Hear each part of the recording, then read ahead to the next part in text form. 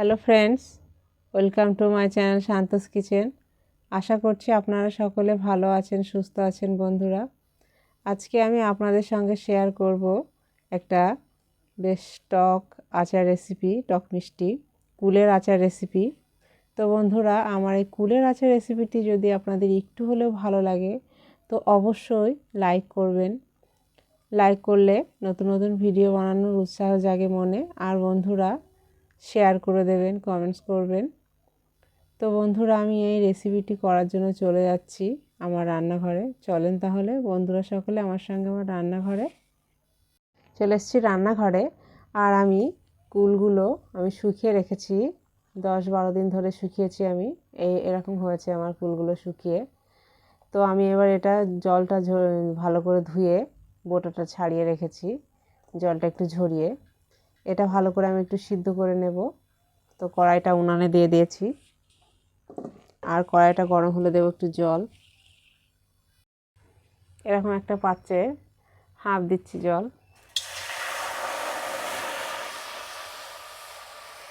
আর দিচ্ছি হালকা একটু লবণ।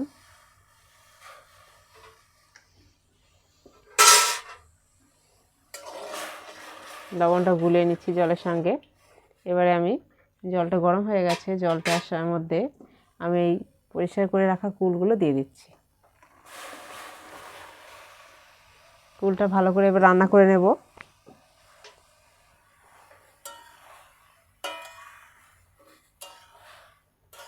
এই জলের সঙ্গে একটু রান্না করে নেব এভাবে,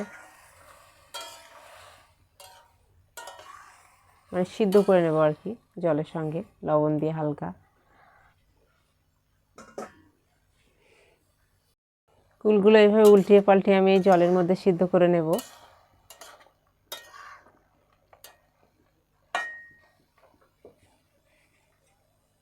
একটু ঢাকা দিয়ে সিদ্ধ করে নেব ভালো করে। ঢাকনাটা আলগা করে দেখে নেব সিদ্ধ হয়েছে কি না। মনে হচ্ছে সিদ্ধ হয়ে গেছে। এবারে আমি নেড়ে চেড়েটা ভালো করে একটু এগুলো ঘেঁটে দেব, এভাবে নেড়ে চেড়ে।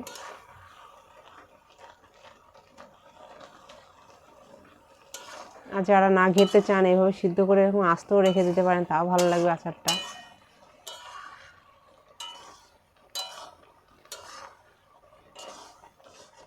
এভাবে সিদ্ধ করে সঙ্গে গুড় দিয়েও আচার করে নিতে পারেন। আবার এটা একটু রোদ্রের মধ্যে শুকিয়ে তারপরে আবার গুড় দিয়ে আচার করে নিতে পারেন। যেভাবে খুশি সেভাবে আচারটা করে নেবেন কুলের। এভাবে একটু ঘেঁটে ঘেঁটে দেবো, কারণ আমার এই ঘাটাটা ভালো লাগে, আস্তে আস্তে ভালো লাগে না। আপনাদের আস্তে ভালো লাগলে আস্তে এইভাবে আস্তেই রেখে দেবেন।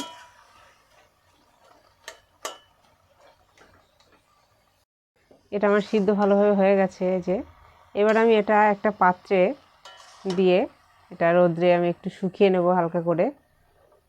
রোদ্রে দিয়ে শুকানোর পর আমি ফিরে আসছি। কুলটা শুকিয়ে নিয়েছি, এই যে শুকিয়ে এমন হয়ে গেছে। এবার আমি এটা আচারটা করে নেব। প্রথমে আমি কড়াইটা উনানে দিয়ে দিয়েছি।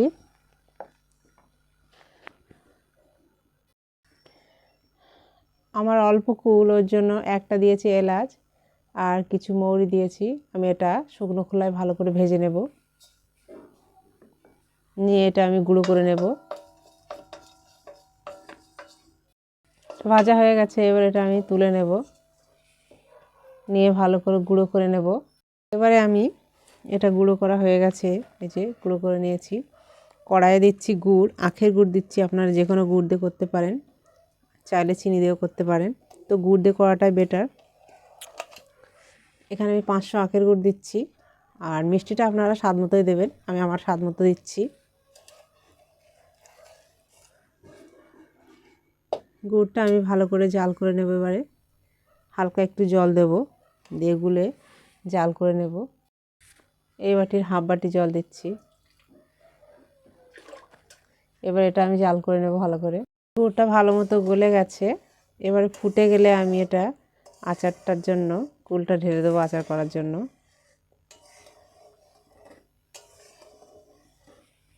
ফুট ধরেছে, ভালোভাবে ফুটে গেছে। এবার আমি কুলটা দিয়ে দিচ্ছি।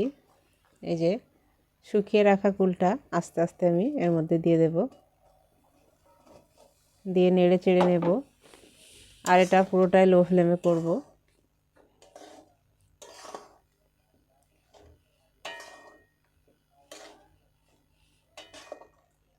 এভাবে কুলের আচার করলে 1 বছর ধরে আপনি খেতে পারেন এবং খুব সুন্দর থাকবে। মাঝে মধ্যে একটু রোদ্রে দিলেই হবে। দারুণ হয় কুলের আচারটা এভাবে করলে।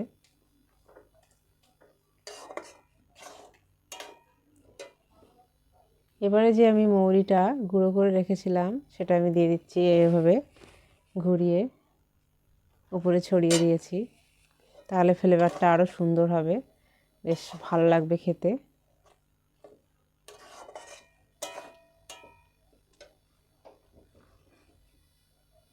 এটা ভালোভাবে হয়ে গেছে। এবার আরেকটু নেড়েচেড়ে আমি এটা নামিয়ে নেব। এই কুলটা এবারে নামিয়ে নেব। এটা যত টাইম যাবে ততটাই মানে এর সঙ্গে মিশে গিয়ে একটা স্বাদটা আরও অন্যরকম হয়ে যাবে। এক্ষুনি খাবেন না, একদিন পরে খাবেন, তাহলে বুঝতে পারবেন যে কতটা স্বাদ হয়েছে। তো এটা আমার মোটামুটি হয়ে গেছে। আমি রেসিপিটি পরিবেশনের জন্য একটা পাত্র নিয়েছি।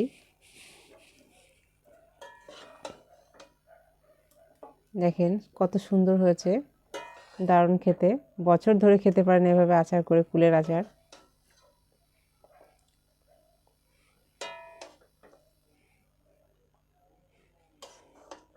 এভাবে আমি পুরো একদিন রেখে দেব, তারপরে আমি কাচের বয়ামে রেখে দেব।